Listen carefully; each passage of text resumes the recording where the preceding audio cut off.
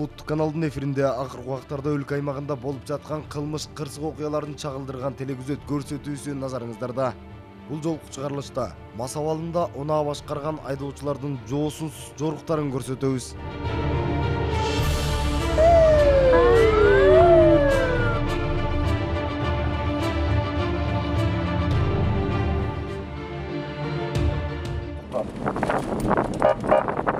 Бул сиздер көрүп жаткан Мерседес үлгүсүндөгү автоунаанын айдоочусу рейд учурунда мас абалында деген шек менен инспекторлор тарабынан токтотулган.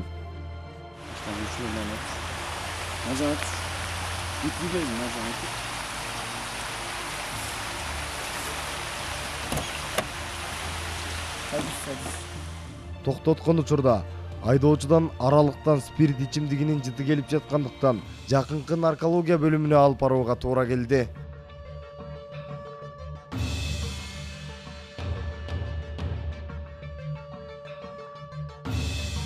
Наркологиялык тесттин корутундусу айдоочунун мас абалында экендигин тастыктаган соң, унаасын айып короосуна токтотуп, айдоочуга мыйзам чегинде протокол толтуруп берилди.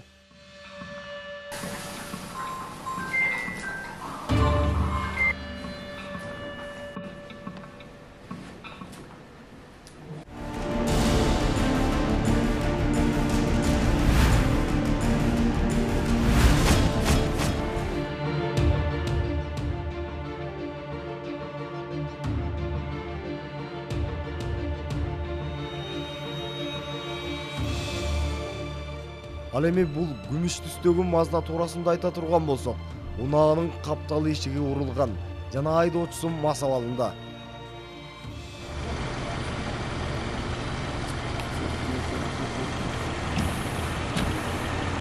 Чоң кыз. Пусть снимает. Не снимай именно меня, не снимай, ты не имеешь права. Татпасам?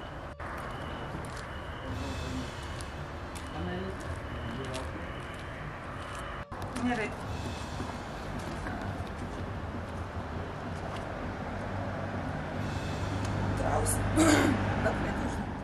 Кененирээк токтолсок, айдоочунун жоругу жолдо калсын. Мыйзам өкүлдөрүнө баш бербей, жакын тааныштарына телефон чалып, кырдаалдан чыгып кетүү аракетин көргөнү менен эч ким жардам бере албады. Фамилия ваша? Баки. Нужно кулак, пожалуйста, чыкарып.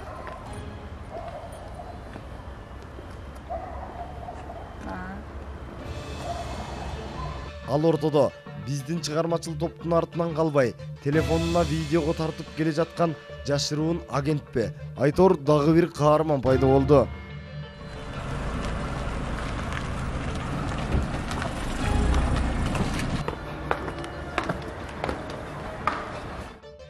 Айым мас абалында деген шек жараткандыктан, адаттагыдай аны наркология бөлүмүнө алып барып текшерүү керек.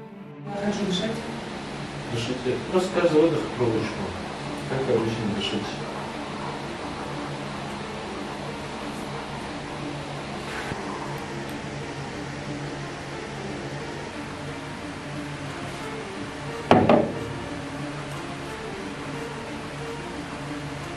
Она обычно нахуй.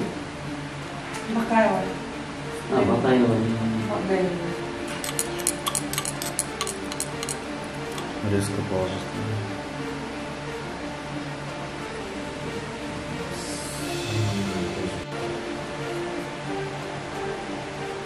Можно, да? Ну, вы какие вопросы есть? Получается, 17 числа меня задержали. То же самое. Я не слушаю. Вот. И Джана, ну, как бы, я вот эту бакешку знала. И... Я не ухожу. Az yeşil çılgınlık bölümü Вот именно наши с ним сидели. Çoğumuz hazır biz eşke çıkaf diye gelmedi de больницaya. Текшерүү убагында баягы агентибиз кайрадан пайда болду. Көрсө ал айым бир нече күн мурда ичимдик ичип инспекторлордун кылтагына илинип, кыз боосу энесин коркутат болуп, инспекторлордун кызматынан кынтык издеп келген жаран экен. Sen bilirsin burada, cumhurbaşkanı vodkana sevgilenmeyi.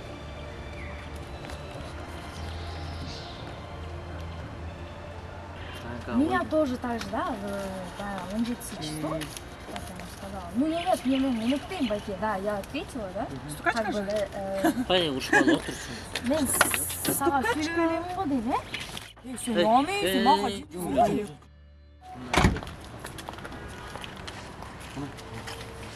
Нет, просто камера снимает, я уважаю ее, хорошо. Мы там наблюдали около получаса, да? И почему-то вы отпустили. Жоқ, потому что Байке, мы как бы за ней поехали потом уже, да? Инспекторлар алайымға кырдаалды түшүндүрүп, айдоочунун мас абалында экени аныкталган соң, унаасы айып короосуна жеткирилип, өзүнө тийиштүү айып пул салынды.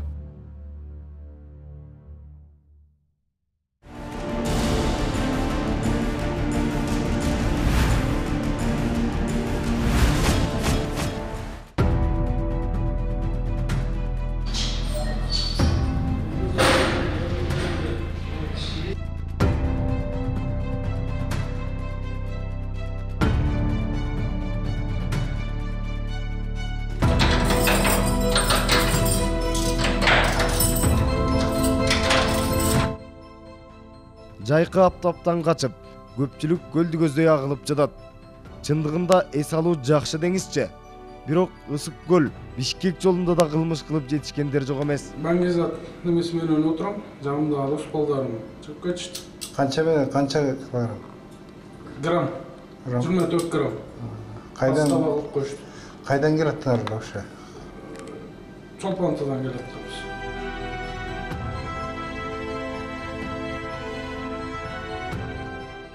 Бул тууралуу балыкчы шаардык ички иштер кызматы мындай дейт. Умаров Рузмамат Алимжанович кармалган 1997-жылы туулган, жанына 27 грамм гашиш заты менен кармалып бүгүнкү күндө абакта отурат. Ошондой эле бүгүнкү күндө абакта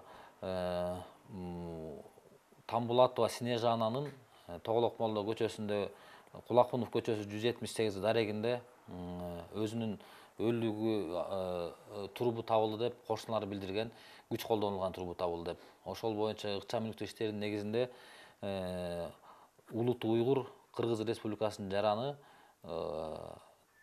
Токтахунов Бахадыр Ахметжанович кармалган 72-жылы турган.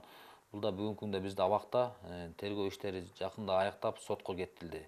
Ошондой эле ушу Балык шаарыбызда жарандардын, тургундардын коомдук коопсуздугун жана эс алуучулардын коомдук коопсуздугун сактоо үчүн бүгүнкү күндө жалпы Балык шаарында 84 камералар орнотулган коопсуздук шаар боюнча. Бул боюнча коопсуз шаар боюнча негизги основной камералар шаардын бүт негизги жерлерине өзүбүздүн көрсөткөн жерлер боюнча орнотулган. Основной базасы биздин нөмөт бөлүмүндө турат. Ошол камералардын жардамы менен алдын ала бузуу иштерин, кылмыштардын беттерин, ТТП иштерин ачуудабыз. Дагы бүгүнкү күндө дагы кошумча мэрия тарабына атайын ушу камералар орнотуу боюнча каттар жөнөтүлдү. Бүгүнкү күндө дагы ушу күз мезгилине жакын арада дагы 50 камера орнотууга даярдык көрүп жатабыз.